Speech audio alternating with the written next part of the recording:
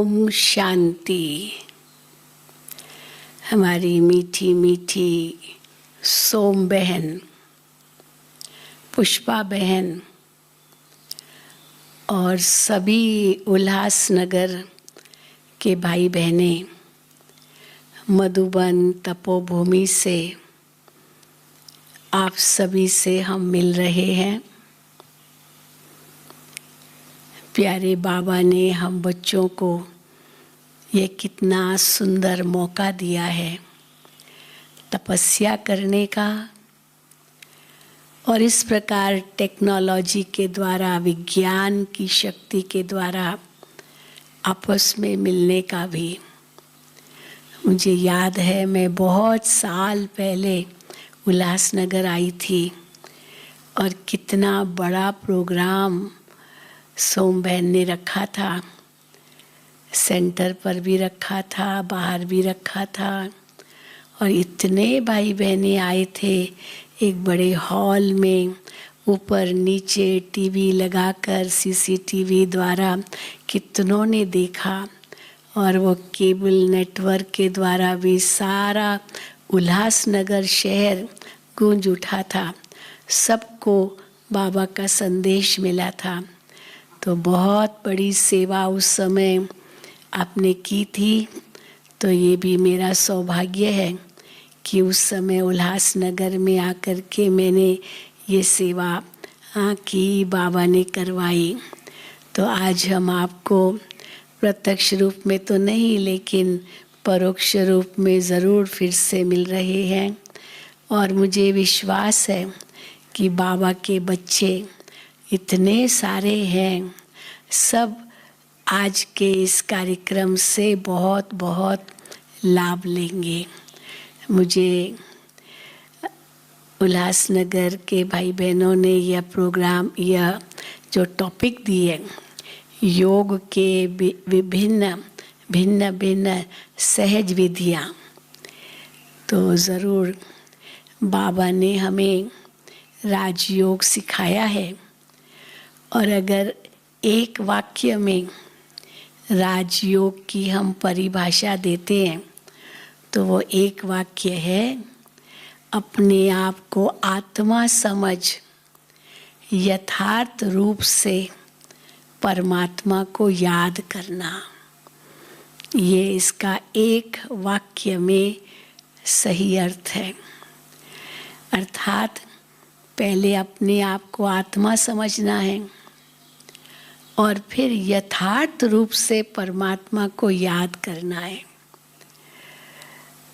तो योग के नाम पर तो आज दुनिया में कितने योगा स्कूल खुले हुए हैं, पर आज लोगों ने जो परमात्मा ने राजयोग सिखाया था उसको तो भूल ही गए हैं, और योग के नाम पर योगा कह कर के शारीरिक क्रियाएं ही सिखाते हैं और लोग समझते हैं कि यही योग है। लेकिन भगवान ने जो योग सिखाया था उसमें यही कहा था, हे अर्जुन, तू मुझे याद कर तो मैं तेरे सर्व पापों से तुझे मुक्त कर दूंगा। इस मन को मेरे में लगाओ। और अर्जुन की यही शिकायत थी, कैसे लगाएं मन। पर कहीं भी ये नहीं भगवान ने कहा कि आप कोई शारीरिक क्रियाएं करो। तो मन को कैसे परमात्मा में लगाएं, वही सच्ची विधि है योग की। और बाबा ने हमें इसको बहुत सरल करके दिया है, क्योंकि बाबा जानते हैं कि मेरे कई ऐसे बच्चे हैं जिनको बहुत बड़ी बड़ी बातें समझ में भी नहीं आएगी। इसीलिए सरल चाहिए, हर चीज़ सरल चाहिए, हर चीज़ सहज चाहिए। तो बाबा ने सब कुछ हमको इतना सहज करके दिया है, जिसको दुनिया समझती है बहुत कठिन है, बहुत मेहनत है, बहुत परिश्रम है। वो बाबा ने कहा नहीं बच्चे, बहुत सहज है। आप इसको योग शब्द ही क्यों कहते हो? क्योंकि योग शब्द जब कहते हैं ना तो कई लोग कहते हैं मेरा योग नहीं लगता, मेरा योग नहीं लगता। तो योग नहीं लगता समझते बहुत बड़ी बात है, ये बहुत कठिन बात है। और बाबा कहते नहीं, योग माना याद, योग माना संबंध, योग माना कनेक्शन, योग माना जुड़ना। अभी जुड़ना तो हमारा बचपन से ही है। बच्चा पैदा होता है, उसकी जोड़ माँ बाप से हो जाती है। बच्चा छोटा सबसे पहले तो मम्मा मम्मा, पापा पापा, बाबा बाबा यही बोलना सीखता है। तो जैसे माँ बाप तो उनको याद है ही है, तो हम कहेंगे कि वो जन्म से योगी हो गया, क्योंकि माँ से उसको प्यार मिला, माँ से दूध मिला, पिता से दुलार मिला, चुंबन मिला। तो इतना सब कुछ जो बच्चे को मिलता है, तो बच्चे का योग तो माँ बाप के साथ हो ही जाता है। लेकिन कैसे ये योग वास्तव में परिवर्तनशील है, धीरे धीरे ये याद कैसे बदलती जाती है। जिसके संग रहते उनकी याद तो रहती है, लेकिन धीरे धीरे जैसे बच्चा बड़ा होता है तो उसका संग उसके और मित्रों के साथ हो जाता है, दोस्तों के साथ हो जाता है, क्योंकि खेलता है, कूदता है, दौड़ता है, तो दूसरे बच्चे उनके साथ होते हैं, तो मिल कर के करते हैं। और सारा दिन बस उनको खेलना ही है, खेलना ही है, खेलना ही है। माँ उसको कितना भी बुलाएगी, बच्चे आओ खाना खाओ, स्नान करना है, अभी सोना है, नहीं बच्चे, नहीं मम्मी मैं खेल रहा हूँ, मैं खेल रहा हूँ, यही कहेगा ना, क्योंकि उसका योग अभी खेल से है, उसका योग अभी और विद्यार्थी और जो बच्चे हैं उनके साथ है, तो उनको ही याद करेगा। मम्मी उसको कुछ कहेगी ये करो, नहीं नहीं नहीं मेरा दोस्त मुझे बुला रहा है, मुझे जाना है, तो दोस्तों से ही उनकी बुद्धि है, तो इसलिए दोस्तों से योग हुआ। अब और बड़ा होता है, स्कूल में जाता है, तो उसका योग पढ़ाई से हो जाता है, टीचर से हो जाता है। आज टीचर ने ये कहा, आज टीचर ने ये कहा, आज मैं ये सीखा, ये सीखा, तो योग उसका बदल जाता है। दोस्तों से जो बचपन के दोस्त थे वो भूल जाते हैं, और पढ़ाई और टीचर और जो स्कूल के फ्रेंड्स हैं उनको ही याद करता है।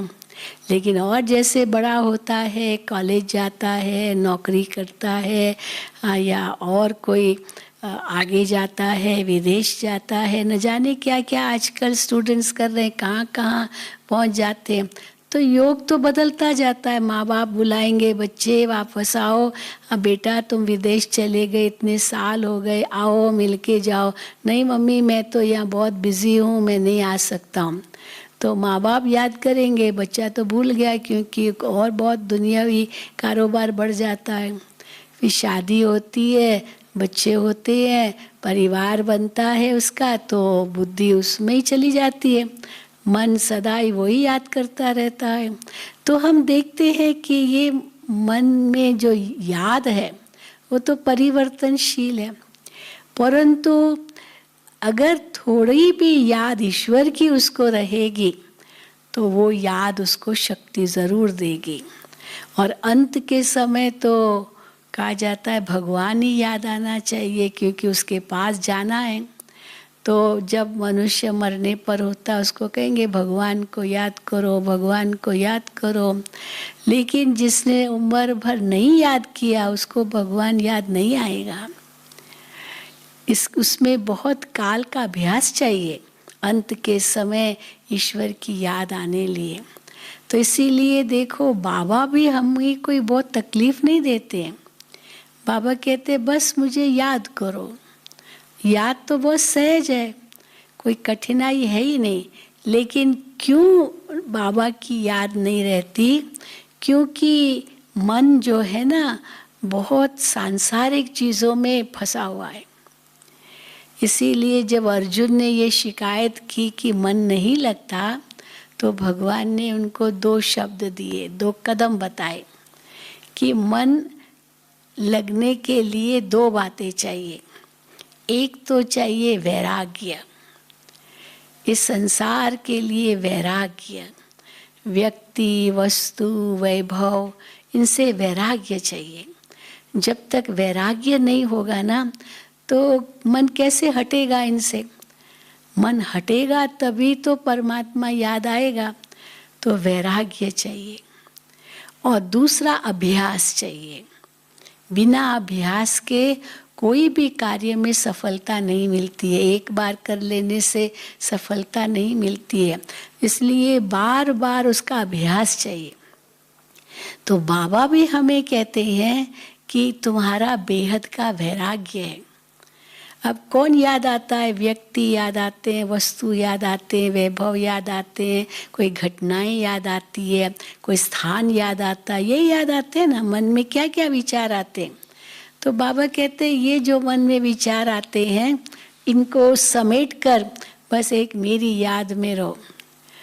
क्योंकि पहले तो व्यक्ति याद आते हैं, तो जहाँ व्यक्ति है, जहाँ संबंध है, वो तो खींचेगा।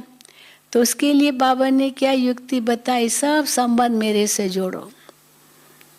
ये तेरे मामा, चाचा, गुरु, गुसाई, अर्जुन को यही कहा ना, इनको मारो। इनको मारो का मतलब इनको भूलो। ये कोई है ही, ये तुम्हारे कोई नहीं है। ये तो सब कर्मों का हिसाब किताब है। जब किसी के साथ कोई कर्मों का हिसाब किताब होता है, वो संबंध भी होता है। और जब हिसाब किताब पूरा हुआ तो संबंध भी पूरा हुआ। तो ये तो सब विनाशी संबंध है। कहाँ हम मेरा मेरा मेरा मेरा करते रहते हैं। वस्तुओं की जहाँ बात आती है, बाबा कहते हैं ये तो तुम्हारी है ही नहीं, ये तो प्रकृति की चीज़ें हैं। या भक्ति में यही कहा, ये सब भगवान का है, मेरा तो कुछ नहीं है। ये तन मन धन सब ईश्वर का है। तो अगर वो ईश्वर का है तो आपका तो है नहीं, तो आपका मोह क्यों जा रहा है? वो मेरा तो है नहीं। जहाँ मेरापन आता है ना, वहाँ मोह होता है। जहाँ मैं और मेरा है, वहाँ पर आकर्षण होता है। जहाँ मेरा नहीं है तो बुद्धि जाएगी ही नहीं, मन जाएगा ही नहीं। तो बस उससे मन हटाने के लिए बाबा ने कहा पहले सब संबंध मेरे से जोड़ो। शिव बाबा ही मेरा सब कुछ है। केवल माता पिता ही नहीं है, बंधु, सखा, साजन, सतगुरु, सब संबंध है। बच्चा भी वही है। बच्चा भी हम बाबा को ही देखें। इसीलिए सब संबंध मेरे शिव बाबा के साथ है। ये पहले हमें समझना होगा। जब तक हमने ये नहीं समझा है, तब तक मन तो भटकेगा।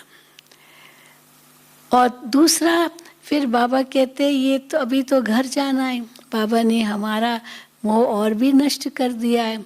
बच्चे, तुम्हारी एक आँख में मुक्ति हो, दूसरी आँख में जीवन मुक्ति हो। तुम्हें घर जाना है, घर जाना है, नई दुनिया में आना है। तो बस तुम्हारी बुद्धि में केवल एक घर याद होना चाहिए और दूसरा नई दुनिया याद होनी चाहिए। और इस दुनिया को देखते हुए भी नहीं देखो, सुनते हुए भी नहीं सुनो। ये तो सब विनाश को पाना है। और अगर कहीं पर जाता भी है ध्यान या मोह ये मेरा, उस समय सोचो ये तो आत्मा है। मैं भी एक आत्मा हूँ। मैं आत्मा तो अविनाशी हूँ। हम किस में मोह रख रहे हैं? शरीर में मोह रख रहे हैं या आत्मा में मोह रख रहे हैं? तो शरीर तो विनाशी है, उसमें क्या मोह रखना। आत्मा तो अविनाशी है, तो उसमें भी मोह रखने की तो बात ही नहीं है। मोह तो तब आता है जब डर लगता है हमको छोड़ के न ले जाए, या ये मर न जाए, ऐसे न हो जाए। आत्मा तो अविनाशी है, तो मोह तो किसमें भी रखने की बात ही नहीं। बाकी है कि क्या विधि अपनाए सहज, जो हमारा मन सहज बाबा में लग जाए। देखो भक्ति मार्ग में भी कितने तरीके अपनाते हैं। एक गुरु होगा, वो अपने शिष्य को मंत्र देता है, कान में मंत्र देता है और उसको कहता है ये मैं आपको मंत्र देता हूँ, ये किसी को बताना नहीं, ये आप इसको जाप करना और इससे आपको बहुत शक्ति मिलेगी। सारे दिन में 1,00,000 बार ये जाप करना। अब बेचारा वो शिष्य सुन लेता है, मंत्र उसको मिल जाता है। अब दिन भर में उसको 1,00,000 बार जाप करना है। तो बीच कभी वो 100 करेगा, कभी 500 करेगा, कभी 1000 करेगा, फिर गिनता रहेगा कि मैंने कितनी बार मंत्र जाप किया, क्योंकि सारे दिन में उसको 1 लाख बार करना है। तो गिनती करता रहेगा। 1 लाख कोई छोटी मोटी गिनती तो है नहीं, 100, 1000 ये तो बहुत बड़ी गिनती है। तो उसमें समय तो लगता है, तो दिन भर यही गिनती करता रहेगा। अब जो गिनती करता रहा, मंत्र भी जाप करता रहा, तो अब इसमें 2 बातें। एक तो मुख पर मंत्र था, चलो हाथ में माला भी उठाई और वो मंत्र उस माला के मणके के आधार पर जपता रहा, मंत्र फिराता रहा, वो माला का मणका फिराता रहा और मंत्र जाप करता रहा। चलो उसके सामने कोई मूर्ति भी हो तो आंखों को तो काम दिया, उंगलियों को भी काम दिया, क्योंकि माला फेरनी है। आंखों को भी काम दिया, कोई मूर्ति सामने है तो उसका ध्यान कर रहे हैं। फिर उसके बाद मुख को भी काम दिया, क्योंकि जाप चल रहा है, मुख से चल रहा है। तो आंखों को, मुख को, उंगलियों को तो काम मिला, लेकिन मन को काम नहीं मिला। मन तो फिर भी बेलगाम घोड़ा होके भटक सकता है। इसलिए देखो कबीर ने बहुत सुंदर बात कही। हाँ, क्या कहा? ये कर का जो हाथ का जो मणका है वो फेरते फेरते तो युग बीत गया, लेकिन मन का मणका फिर भी नहीं फिरा। अब ये हाथ का मणका छोड़ के मन का मणका फेरो। तो वास्तव में जाप करना या कोई मंत्र जाप करना फिर या माला फेरना, ये कोई स्थूल बात बाबा हमको नहीं सिखाते। अब समझो आपके पास माला ही नहीं है तो क्या आप परमात्मा को याद नहीं कर सकते हो? क्या अब सामने कोई मूर्ति नहीं है तो आप बाबा को याद नहीं कर सकते हो? क्यों नहीं कर सकते हो? तो इसीलिए बाबा ने कहा ये जो स्थूल आधार है, ये साधन, ये तो बाह्य है, आपकी याद तो आंतरिक है। इसलिए कोई जाप करने की बात नहीं है। जाप करना ये तो केवल चलो मुख का काम है, पर यहाँ बाबा कहते याद करना है। चलो कोई मंत्र भी मिल गया तो उसके अर्थ को समझना होगा, केवल जाप करना थोड़ी होता है। तो इसीलिए बाबा कहते हैं जो मंत्र का सही अर्थ क्या होता है। मंत्र माना एक राय, एक सलाह, मन को बुद्धि के द्वारा दी जाती है सलाह कि हे मन तुमको ये सोचना है, हे मन तुमको ये करना है। हाँ, मन तो छोटा बच्चा है। अब बच्चे को माँ बाप सिखाते हैं बेटा ऐसे करो ऐसे करो, तो मन को कौन समझाए? बुद्धि समझाती है, जिसको हम अंतरात्मा की आवाज़ कहते हैं। तो इसलिए मन को क्या समझाना है? उसको ये समझाना है जिसको मंत्र शब्द भी कहते हैं। मंत्र, त्र माना त्राण, वो विधि सिखानी है जिससे मन तृप्त हो जाए, संतुष्ट हो जाए, भरपूर हो जाए, माला माल हो जाए, खुश हो जाए। तो उसके लिए कोई केवल जाप की बात नहीं है। तो मन को क्या सलाह देते जाएं? मन तो चंचल है ही, उसका काम ही है सोचना। एक घोड़े का तो काम ही होता है ना दौड़ना।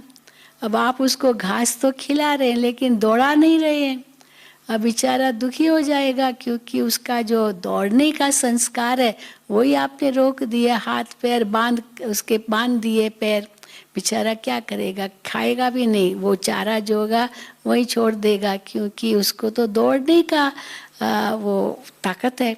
खाना भी खाएगा पर दौड़ेगा नहीं तो भूख भी मर जाएगी। तो उसका काम ही है दौड़ना। तो मन को भी जब घोड़ा कहते हैं तो उसका काम दौड़ना है, माना सोचना। मन माना ही आत्मा के सोचने की शक्ति। तो मन को क्या सोच देना है वो जरूर बाबा हमें बताते हैं, जो बाबा की हर मुरली में आता है। अपने आप से बातें करो, बाबा से बातें करो, ये सब मन की तो शक्ति है। कोई बाहर से आवाज में आके थोड़ी करते हैं। हमारा उस रूप का तो जाप नहीं है, यहाँ तक कि बाबा कहते हैं शिव बाबा शिव बाबा शिव बाबा, ये भी नहीं कहना है। अब पत्नी अपने पति को कैसे याद करती है, उसका नाम थोड़ी बोलती है। और ही पहले ज़माने में तो पत्नी अपने पति का नाम ही नहीं लेती थी। कोई कहता भी था ना, पूछता भी था क्या फलाना ये तुम्हारे पति का नाम है, तो मुख से कभी नाम नहीं कह, हाँ बल्ले कह देती थी, लेकिन ये नाम है ये नहीं कहती थी। पूछा जाता था आपके पति का नाम क्या है, कभी नहीं बताती थी, क्योंकि नाम नहीं लेना है। पर इसका मतलब ये थोड़ी उसको भूल जाती थी। तो इसलिए शिव बाबा शिव बाबा शिव बाबा हम कहते हैं, तो हम समझते ये बाबा की याद है, पर वो तो मुख से कह रहे हैं और मन तो पता नहीं कहाँ कहाँ भटकता है। तो इसीलिए मन शिव बाबा में कैसे लगे, वैसे भी क्यों नहीं लग रहा था, क्योंकि बाबा कहते मेरा परिचय ही नहीं था तुमको। शिव बाबा कौन है, भगवान कौन है, यही पता नहीं था।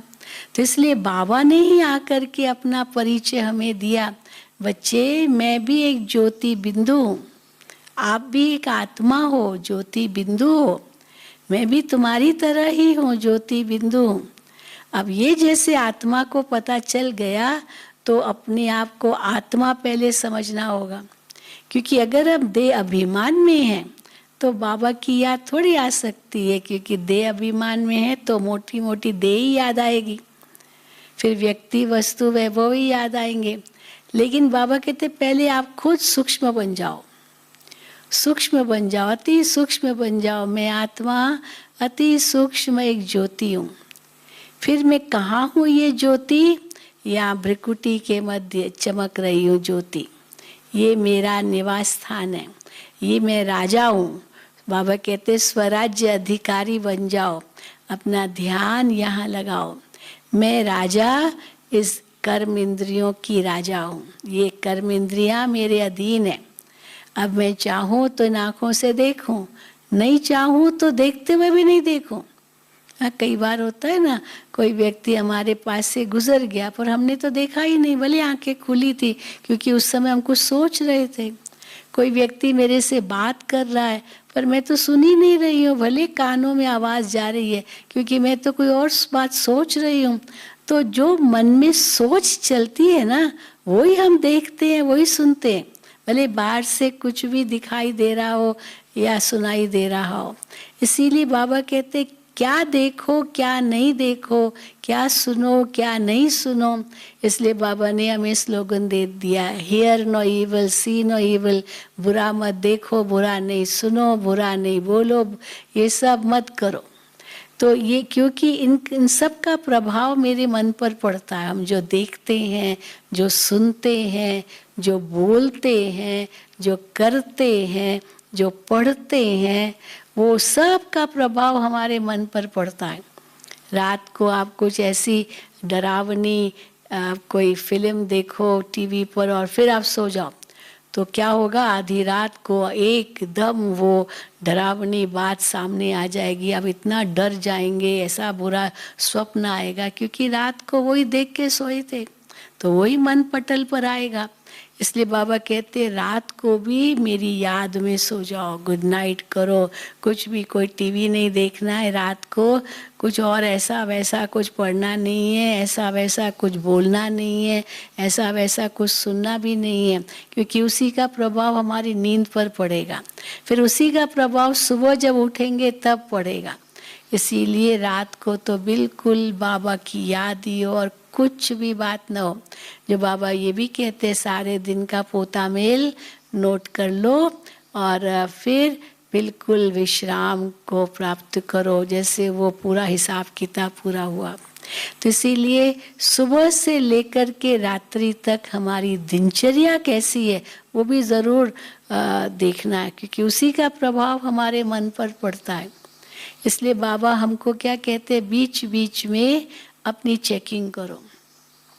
अगर मन बहुत भटक रहा है, बहुत यहाँ वहाँ भाग रहा है, तो अपने अंदर में सोचो, अरे मन तुम कहाँ जा रहे हो।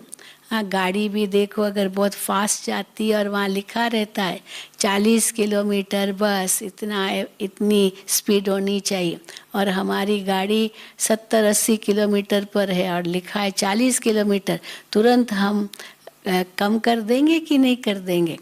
आजकल तो पुलिस भी देखती रहती है, कई जगह वो टीवी लगी रहती है, वो तुरंत आपका नोट कर लेंगे और आपके घर में चालान आ जाएगा, कोई आपको पेनल्टी भरनी पड़ेगी, आपको वो फी भरनी, ये जुर्माना लगेगा, क्योंकि वहाँ पर हमको 40 ये जो स्पीड है उससे ज़्यादा नहीं करनी है। तो मन की भी तो स्पीड की चेकिंग चाहिए ना। हम कितना सोचते रहते, कहाँ कहाँ दौड़ जाते हैं हमारी सोच में, मन में, और फिर टेंशन हो जाता है। जिसका न सिर न वो, न कोई पैर, कुछ नहीं, यहाँ वहाँ की बातें सोचते हैं। इसीलिए कहावत है ना, खोदा पहाड़ निकला चूहा, वो भी मरा हुआ। बहुत ज़्यादा सोच लिया और फिर जब पता चला क्या है, अरे तो कुछ भी नहीं था, हमने तो क्या क्या सोच लिया था, कितने डर गए थे हम, हाँ कितनी चिंता हो गई थी, बात तो कुछ भी नहीं है। इसीलिए हम अपने मन को हर वक्त देखते रहे। जैसे छोटा बच्चा होता है ना, कि वो कभी चंचल है बहुत, उसको छोड़ भी नहीं सकते, चंचलता करेगा, और उसको बांध के भी नहीं बिठा सकते क्योंकि वो बहुत रचनात्मक भी है, होशियार भी है, तो बांध के थोड़ी बिठा सकेंगे, और उसको छोड़ देंगे तो नाक में दम कर देगा। तो बच्चे को क्या करते हैं, कुछ काम देते हैं, ये काम करो, ये काम करो, और हाँ तोड़ो फोड़ो जोड़ो जो कुछ एक खिलौने देते हैं। जैसी उम्र होती है बच्चे की, कुछ इसके लिए ऐसे इसका जवाब लिखो, ये पेंटिंग करो, तो उसको इतना बिजी कर देते हैं जो अपनी चंचलता वो नहीं दिखाता है। तो मन को भी बाबा कहते हैं बिजी बनाओ। बिजी माना उसको काम दो। खाली मन शैतान का घर, और क्या काम दो वो बाबा की मुरली से हमें मिलता है। इसीलिए बाबा कहते हैं रोज मुरली सुनो, रोज मुरली पढ़ो, क्योंकि मुरली से हमें वो खजाना मिलता है।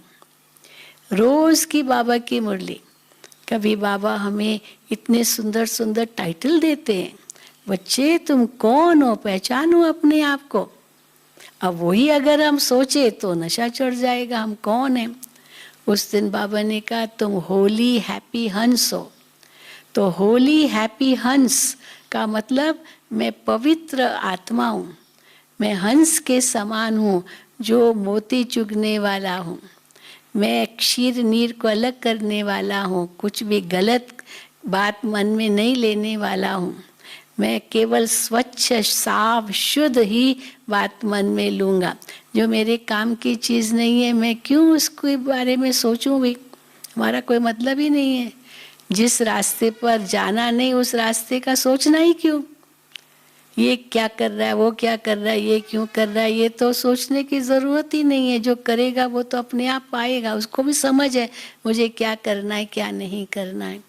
इसीलिए और बातों में न जा करके अपने आप को देखो, मैं क्या सोच रहा हूँ, मैं क्या बोल रहा हूँ, मैं क्या कर रहा हूँ, क्योंकि उसी का प्रभाव फिर मेरे मन पर पड़ेगा। तो मेरे मन में क्या सोच चलने चाहिए। जब भी मन कुछ उदास हो ना, एक बाबा की मुरली लेकर के बैठो, और उसमें कई बातें आपको मिलेगी जिससे आपके अंदर निश्चय पक्का हो जाएगा, नशा चढ़ेगा, अपना स्वमान आपका बढ़ेगा, आपके अंदर बहुत सुंदर सोच आ जाएगी। फिर उस पॉइंट की गहराई में जाओ। तो इसलिए योग की बहुत सहज विधि ये है कि मन को बाबा के जो ज्ञान है उसमें बिजी रखो। ये योग ऐसा नहीं सूखा सूखा बस खाली ये इतना जाप करना ये करना नहीं, क्योंकि मन को काम चाहिए। मन को काम नहीं मिलेगा तो मन तो भटकेगा। हाँ समझो किसी को ओम नमो शिवाय का मंत्र मिला कि भाई 1,00,000 बार जाप करना, पर ओम नमो शिवाय माना क्या, मैं आत्मा शिव को नमस्कार कर रही हूँ, ये इसका अर्थ है। मैं आत्मा हूँ जो शिव को नमस्कार कर रही हूँ, शिव मेरा पिता है, मैं आत्मा हूँ। तो पहले आत्मा की स्थिति बनानी होगी, फिर शिव बाबा के साथ मेरे कितने संबंध है वो याद करना होगा, तब मन लगेगा। क्योंकि जहाँ परिचय होता है, जहाँ संबंध होता है वहीं मन जाता है, जहाँ प्रेम होता है वहीं मन जाता है, जहाँ प्राप्ति होती है वहीं बन जाता है। अब ये बातें हम बाबा से लगाते हैं। तो अगर हम देह अभिमान में हैं तो हमको कभी भी बाबा याद नहीं आएगा, क्योंकि शिव बाबा तो देहधारी है ही नहीं। भले शिव बाबा ब्रह्मा तन में आते हैं, लेकिन शिव बाबा ये तो नहीं कहते हैं ब्रह्मा को याद करो। ब्रह्मा बाबा भी नहीं कहते हैं मुझे याद करो, क्योंकि ब्रह्मा बाबा खुद ही शिव बाबा को याद करते हैं। हाँ, बाबा बैठे होते तपस्या में, ऐसे ही हम देखते हैं ना बाबा को। तो बाबा किसको याद कर रहे हैं? ब्रह्मा बाबा शिव बाबा को याद कर रहे हैं। तो मुझे भी शिव बाबा को ही याद करना है, लेकिन उसके लिए पहले अपने आप को आत्मा निश्चय करना है। तो इसीलिए जब भी हम बाबा की याद में बैठे तो पहला कदम यही होना चाहिए, मैं आत्मा हूँ। फिर कैसी आत्मा हूँ वो याद करो। मैं एक ज्योति बिंदु आत्मा हूँ। फिर याद करो मैं कितनी शुद्ध हूँ, मैं पवित्र हूँ, मैं शांत स्वरूप हूँ, मैं आनंद स्वरूप हूँ, मैं शक्ति स्वरूप हूँ। याद करो उसको। पर हम लोग क्या करते हैं? मैं तो बहुत दुखी हूँ, मैं तो बहुत अशांत हूँ, मैं तो बहुत कमज़ोर हूँ। नहीं, ऐसे नहीं सोचना है। क्योंकि भले चलो दुख होगा कोई, लेकिन मैं थोड़ी दुखी हूँ, मैं थोड़ी अशांत हूँ, मैं तो सुख स्वरूप आत्मा हूँ, मैं तो शांत स्वरूप आत्मा हूँ। तो ये गुण मेरे अंदर है, क्योंकि मुझे बाहर से थोड़ी लेना है। बाहर जो बातें है वो दुख दिलाएगी, लेकिन मैं थोड़ी वो चीज़ हूँ। तो बाबा मिसाल देते हैं, जैसे एक कछुआ होता है ना, वो कैसे अपने अंग समेट लेता है। कोई बात आती है उसके सामने, उस बात को पकड़ के नहीं रखता है, उसको कैसे छुड़ाता है अपने आप को? अपने अंगों को समेट लेता है। बस वो चीज़ उसको असर ही नहीं करेगी, वो तो बाहर की चीज़ है। और वो अपने अंगों को समेट लेगा और कितनी देर तक कछुआ वहीं रहता है, क्योंकि वो चीज़ तो बाहर की, वो चीज़ का असर उस पर नहीं पड़ेगा। एक पक्षी क्या करता है? एक डाली पर बैठता है और खूब झूलता है, समझता है ये तो बड़ा आनंद आ रहा है, तो डाली से वो आनंद ले रहा है, झूला बना लिया उसको। लेकिन अचानक वो डाली टूट जाती है मान लो, लेकिन वो डरता थोड़ी है, वो एक सेकंड उड़ जाता है, क्योंकि उसको तो पंख है, तो उसको डरने की तो कोई आवश्यकता ही नहीं है। तो इसी प्रकार बाबा भी कहते उस समय आत्मा पंछी है, उड़ जाओ, छोड़ो। मन से हम पकड़ के रखते, इसीलिए दुखी होते। अब मन से पहले छोड़ो। कैसे छोड़ेंगे? मेरा ये है ही नहीं, मैं तो आत्मा हूँ, मेरे सब संबंध तो शिव बाबा के साथ है। लेकिन अगर ये सोचा हाय मेरा, तो आपने उसको पकड़ के रखा। अब पकड़ के रखा तो गिरेंगे, जैसे डाली टूटेगी तो गिरेंगे, क्योंकि पकड़ के रखा है। और पंछी को तो ने तो पकड़ा हुआ नहीं है, बैठा है, आनंद ले रहा है, और एक सेकंड में उड़ गया, उसका कोई मोह नहीं है वो डाली से। लेकिन हमने तो इतना जोर से पकड़ के रखा है, सोचेंगे कि हाय मैं अगर छोड़ दूंगी तो, या छोड़ दूंगा तो गिर जाऊंगा, तो गिर जाऊंगा ये डर रहता है, क्योंकि जोर से पकड़ा हुआ है इसीलिए। पर पंछी को तो जोर से पकड़ने की भी जरूरत नहीं, क्योंकि उड़ जाएगा, वो उस डाली तो उनकी है ही नहीं। तो बाबा इसलिए कहते आत्म पंछी बन जाओ। तो पहला कदम यही है, अब मैं आत्मा हूँ ये कभी नहीं भूलना है। शुरू में बाबा ने यही पाठ सबको पक्का कराया था, हर एक समझे मैं आत्मा हूँ, मैं आत्मा हूँ। ब्रह्मा बाबा भी यही पाठ पक्का करते थे। बाबा की लौकिक युगल का नाम यशोदा था, तो बाबा यही सोचते थे, लिखते भी थे दीवारों पर, यशोदा आत्मा है, यशोदा आत्मा है, आत्मा है, ताकि दैहिक दृष्टि न जाए ये मेरी पत्नी है ये न सोचे। तो यशोदा भी उतना ही पुरुषार्थ करती थी। हाँ, बाबा को अलौकिक पिता रूप में देखती थी, मेरा पति है ये थोड़ी सोचती थी। वही अलौकिक पिता है और ये सब उनके ही बच्चे हैं, मुख वंशावली है, तो हद तो खत्म हो गई सारी। तो यही बाबा हमको सिखाते हैं कि सब हदों से पार जाओ, एक बेहद की स्थिति बनाओ और आत्मिक स्थिति रहे और सब संबंध मेरे बाबा से। तो इसीलिए जो देहधारी है उनसे कोई इच्छाएं भी आपको नहीं होगी। कई बार इच्छा होती है ना, दुख होता है, जिस बच्चे को मैंने पैदा किया, इतना बड़ा किया, पाला पोषा, लायक बनाया, अभी नौकरी धंधे पर लग गया, लेकिन ये मेरा बच्चा मुझे पूछता ही नहीं है। कई माताओं को, भाइयों को बहुत दुख होता है इसका, मेरा बेटा और मुझे ऐसे किया, मेरा सुनता नहीं है, मेरा बच्चा। तो ये मेरा बच्चा जो कहा ना, यही दुख का कारण बन जाता है। लेकिन अगर उस समय ये सोचो ये मेरा नहीं है, ये तो कोई कर्मों अनुसार मेरे पास जन्म लिया और बच्चा बना, ये मेरा नहीं है, ये बाबा का है, ये बाबा का है। अगर उसकी कोई प्रॉब्लम है बाबा को दे दो, वो संभालेगा, बाबा का बच्चा है ना तो वही संभालेगा। मेरा बच्चा है तो फिर दुख होगा। तो इसलिए बाबा हम बच्चों को दुख से इतना दूर कर रहे हैं और सुख की लहरों में, शांति की लहरों में कैसे लहराते, वो सोच से, मैं कौन। तो जब भी कोई दुख की लहर आए या बाबा को भूलो, याद करो पहला कदम मैं कौन। हाँ, दादी जान की यही करती थी। दादी जान की जैसे ही ओम शांति 3 बार कहती थी, उसके बाद सबसे पहला वाक्य क्या यूज करती थी, मैं कौन, मेरा कौन, मुझे क्या करना है, बस यही। अंत में भी उनकी दादी की यही स्थिति थी बस, और कोई याद नहीं था, कुछ भी याद नहीं था, बस एक बाबा की याद में खोई रहती थी। तो हमें भी तो यही करना है ना, परंतु उसके लिए यह अभ्यास बहुत काल का चाहिए। मैं आत्मा देख रही हूँ, मैं आत्मा सुन रही हूँ, मैं आत्मा बात कर रही हूँ, मैं आत्मा ये कर रही हूँ। अभी नहीं करना, न्यारे हो जाओ कछुए के समान। कोई ऐसी बात आ गई, परीक्षा आ गई, उड़ जाओ, ऊपर चले जाओ। आप ऊपर चले जाएंगे, वो बात चाहे कितनी भी बड़ी होगी ना, वो छोटी हो जाएगी।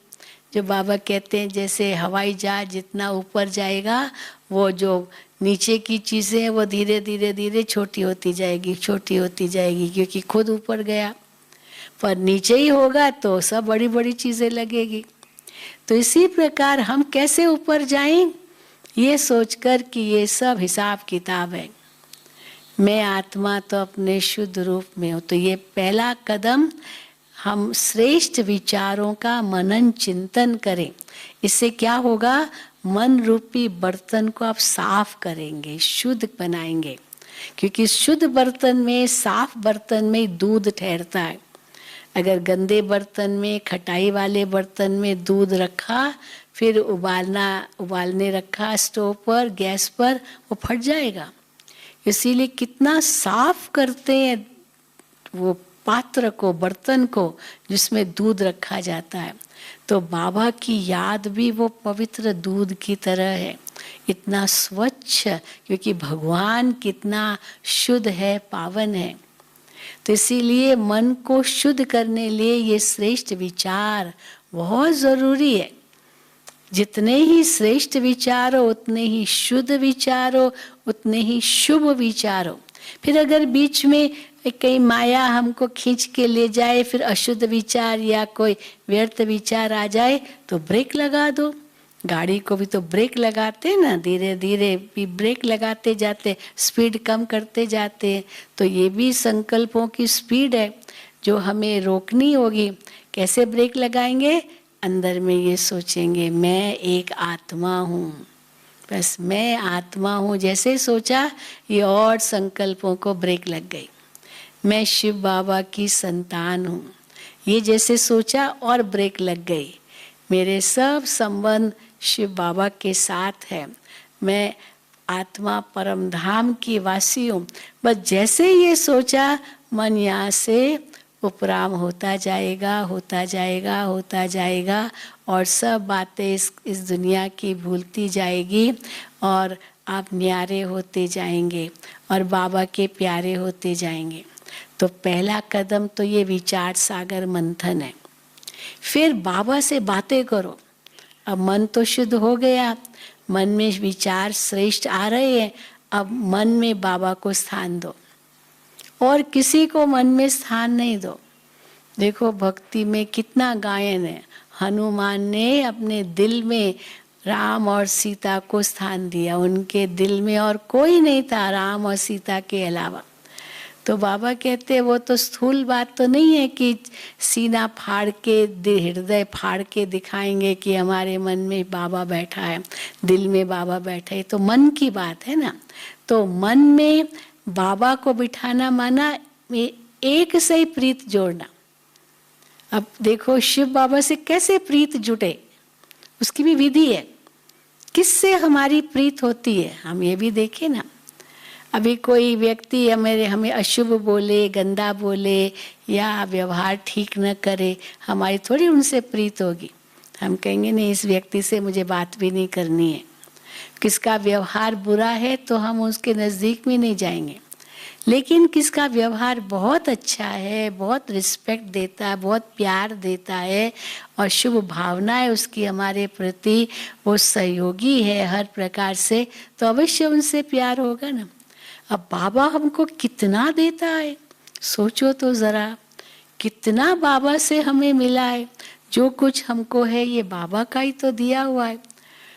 तो ये सोचते ही इतना प्यार बाबा के साथ जुड़ता है। तो और क्यों बाबा से इतना प्यार है? क्योंकि बाबा सत्य है। हाँ, सत्यम शिवम सुंदरम कहते हैं ना। तो सच्ची चीज़ प्यारी लगती है, झूठी चीज़ थोड़ी प्यारी लगेगी।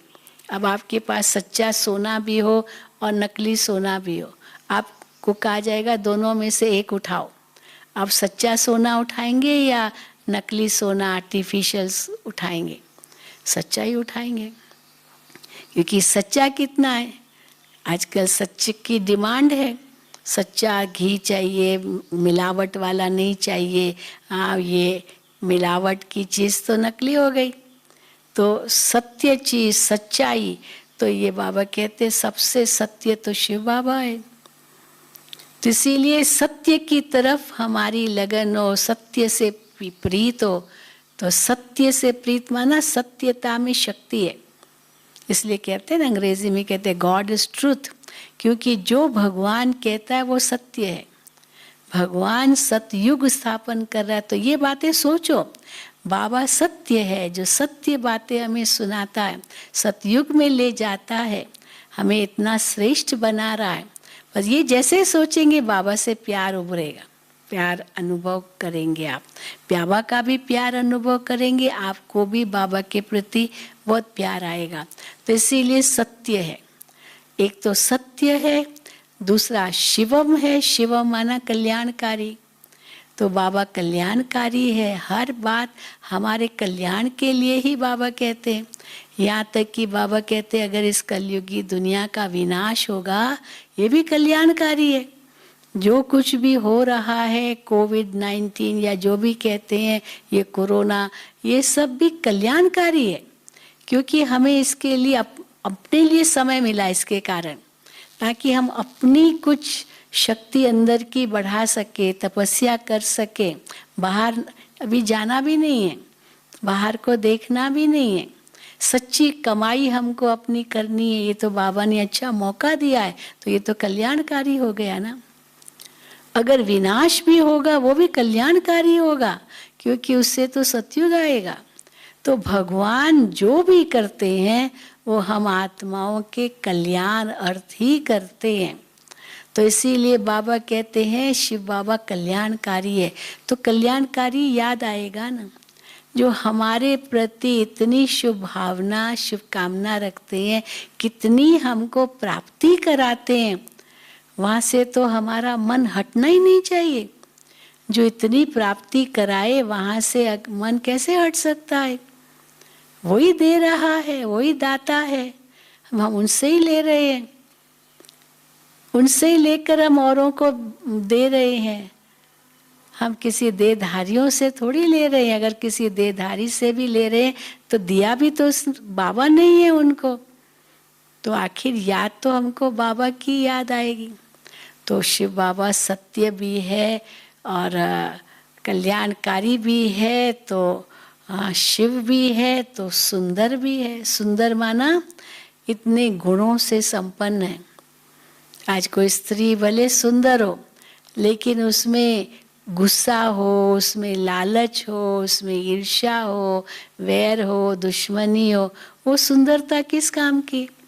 वो तो और ही दुख देगी। लेकिन सच्ची सुंदरता जो होती है वो तो गुणों में होती है। और शिव बाबा सबसे सुंदर, क्योंकि इतना गुणों का वो सागर है, अखुट गुण है शिव बाबा में, जिसके लिए कहा गया है सागर को स्याही बनाओ, पेड़ों को कलम बनाओ, पृथ्वी को कागज बनाओ, लेकिन ईश्वर की महिमा कम नहीं होगी, वो सब सूख जाएंगे। तो परमात्मा की महिमा अपरम अपार है। आप सोचो, शिव बाबा की अपरम अपार महिमा, यही तो उनकी सुंदरता है। और जैसे आपने कहा शिव बाबा आप शांति के सागर हो और मैं आपकी संतान शांत स्वरूप हूँ, आप खो जाओ शांति के सागर में। वो बूंद जैसे सागर में समा गई। तो पहले तो आत्मिक स्थिति चाहिए, फिर शिव बाबा से बातें करो, रुरिहान करो, ऑटोमेटिकली शिव बाबा का जो संग है वो आपको मिलता जाएगा। उस बिंदु में सिंधु को देखो, बेहद देखो, बेअंत देखो, सब संबंध देखो, सर्व शक्तियाँ देखो, सर्व गुण देखो, और उनसे कैसे मुझे वो शक्तियाँ मिल रही है, गुण मिल रहे हैं, ज्ञान मिल रहा है, और मैं आत्मा भरपूर हो रही हूँ। और जैसे बाबा के प्यार में खो जाओ। तो भगवान का प्यार हमें सहज मिल जाएगा। हम बाबा के प्यार में खो जाएंगे, बाबा हमको ही प्यार करेगा, और किसको करेगा? जो भगवान को प्यार से याद करता उसको भगवान प्यार देता है। हम अगर स्वार्थ से याद करेंगे तो प्यार कहाँ मिलेगा? भक्ति मार्ग में तो हमारा स्वार्थ ही था ना, हे भगवान हाँ ये दे दो, वो दे दो, वो दे दो। फिर अगर मिला तो भगवान को धन्यवाद करेंगे, नहीं मिला तो गालियाँ ही देंगे, भगवान तुम तो निर्दयी हो, तुम तो सुनते नहीं हो, तुम तो रहम नहीं कर रहे हो। तो भगवान को ही दोष धरने बैठ जाते, हे भगवान कितना दुख दिया है तुमने। और बाबा देखो कितना प्यार से कहते, बच्चे मैं तो कभी किसको दुख नहीं देता हूँ। तो जो दुख देगा उसको थोड़ी याद किया जाता है। भगवान तो सुख का सागर है। तो बस बाबा के गुणों का चिंतन करते करते करते आत्मा उन गुणों में खो जाए, बस जिसको कहते बूंद सागर में समा जाए, विलीन हो जाए। और शास्त्रों में यही बात कह दी, आत्मा परमात्मा में विलीन हो गई। वैसे आत्मा कभी परमात्मा में विलीन थोड़ी होगी, वो तो समझते आत्मा एक बूंद है, परमात्मा तो ब्रह्म महतत्व है, प्रकाश लाइट है, और एक लाइट उस लाइट में खो समा गई, लीन हो गई, मोक्ष मिल गया। तो बाबा कहते मोक्ष तो मिलता ही नहीं है आत्मा को। हर आत्मा का पाठ अनादि और अविनाशी है, लेकिन ये बाबा की याद में, बाबा के प्यार में ऐसे खो जाओ जैसे आप अपना अस्तित्व ही भूल जाओ, जैसे कोई किसी के प्यार में खो जाता है। इसलिए अंग्रेजी में भी क्या कहते हैं, lost in love, lost in love. लेकिन वहाँ लॉस्ट इन लव जो होता है ना, वो फॉल इन लव हो जाता है, वो गिरते हैं, क्योंकि देहधारी खुद को समझते हैं और देहधारी से प्रीत हो जाती है। तो या तो वो मोह का रूप ले लेगी या तो काम वासना का रूप ले लेगी। लेकिन ये तो सच्ची प्रीत है, भगवान से प्रीत, निस्वार्थ प्रीत। बाबा के गुण गाओ हर वक्त, बाबा को धन्यवाद करो हर वक्त, बाबा की महानता का चिंतन करो और उसमें आप खो जाओ।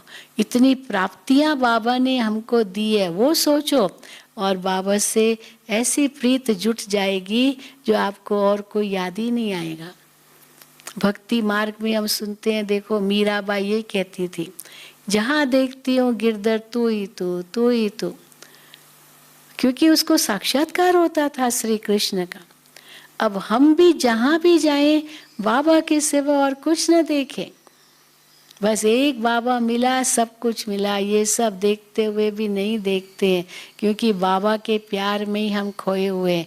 बाबा का प्यार हमें मिल रहा है, तो कैसे इस प्यार को सदा अनुभव करो, ये बाबा हमें सिखाते हैं। यही योग है।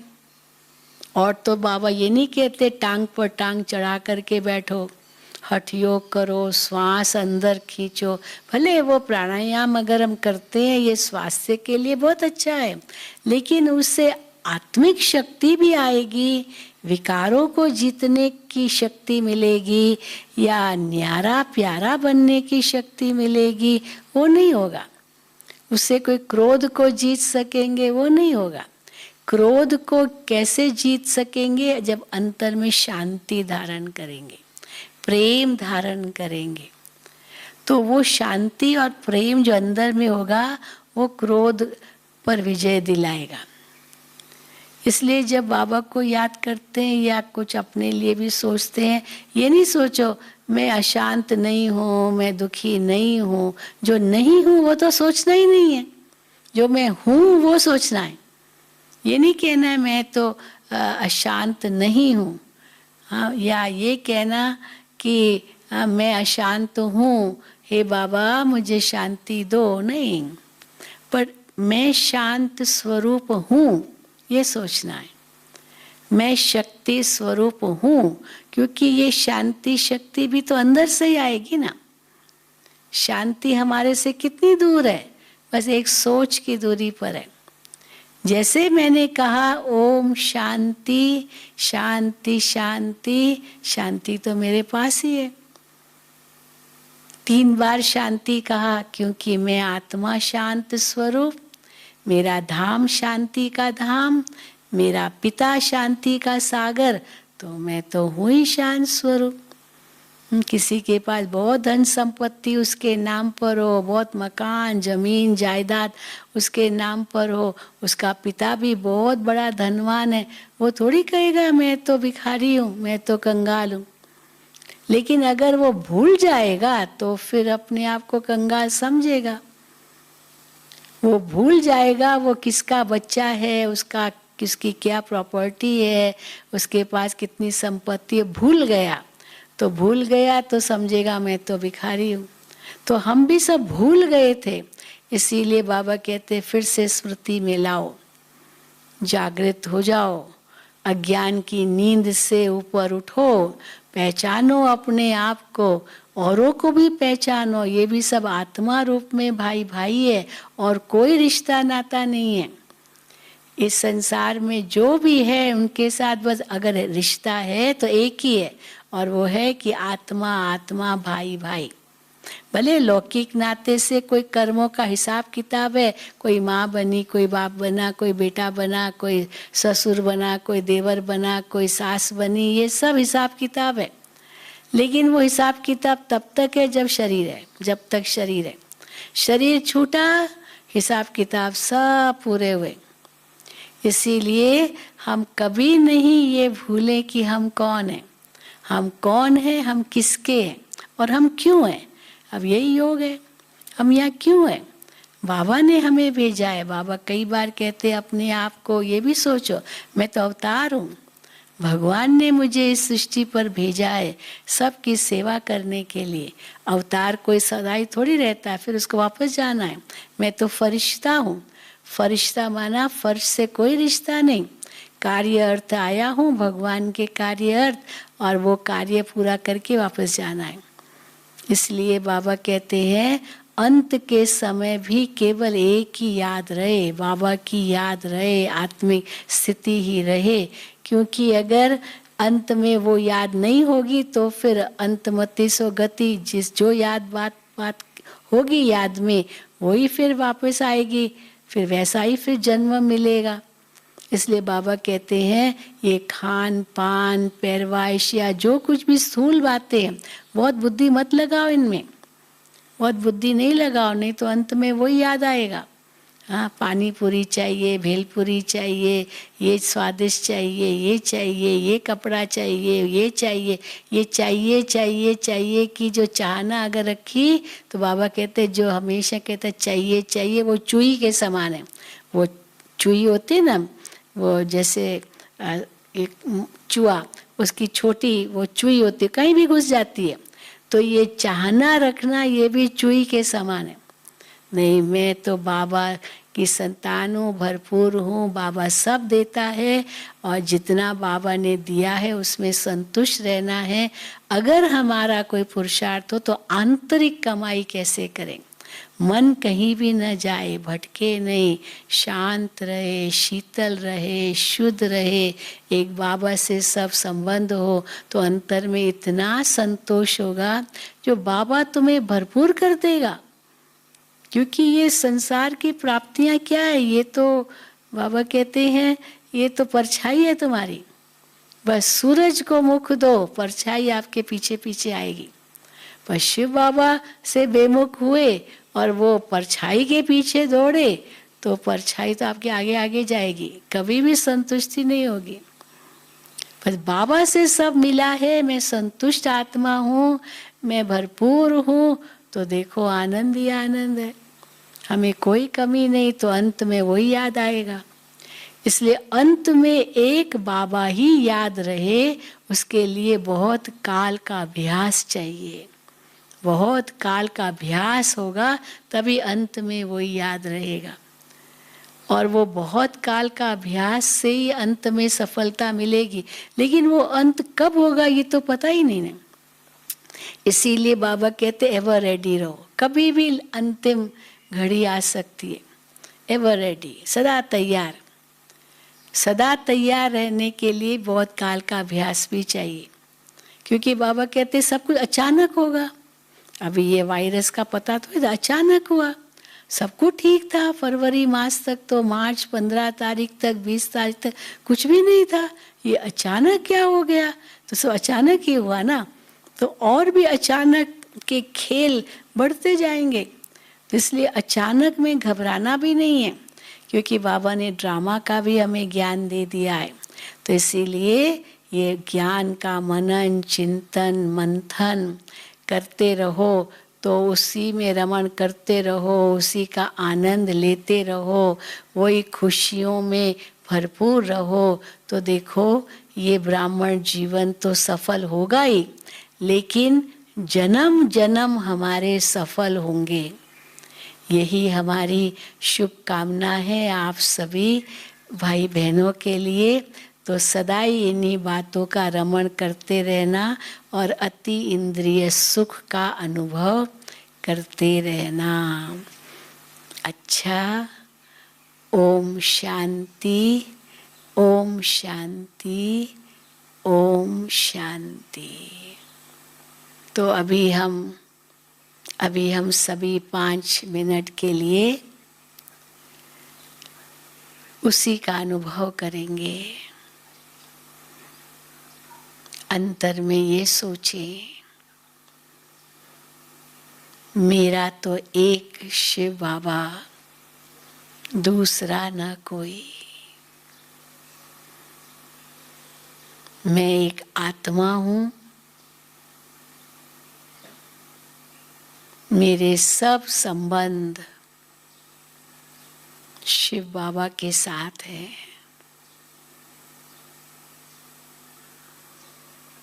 शांति तो मेरे गले का हार है। शांति मेरा स्वधर्म है। शांति धाम मेरा पिता परमात्मा का घर है, सो मेरा भी घर है। मैं उसी धाम का मालिक हूँ। शांति का सागर मेरा पिता है। मैं आत्मा इस शांति की अधिकारी हूँ। मैं विजयी आत्मा हूँ।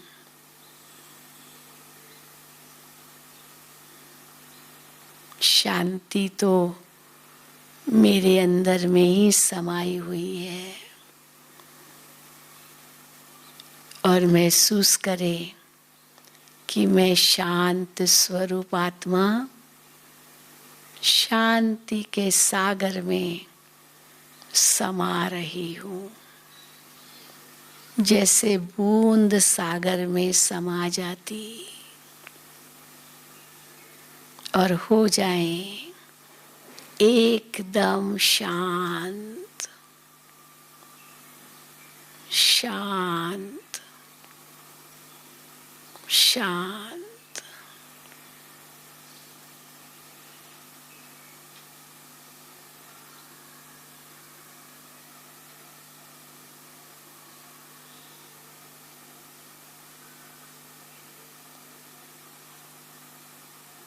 ओम शांति शांति शांति।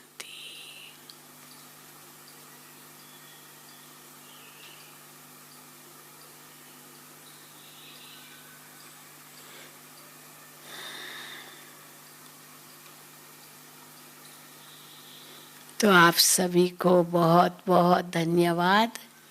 इतना शांति पूर्वक आपने सब सुना, अनुभव किया। अब इस अनुभव को और भी बढ़ाते रहो और अपना जीवन धन्य बना दो। ओम शांति।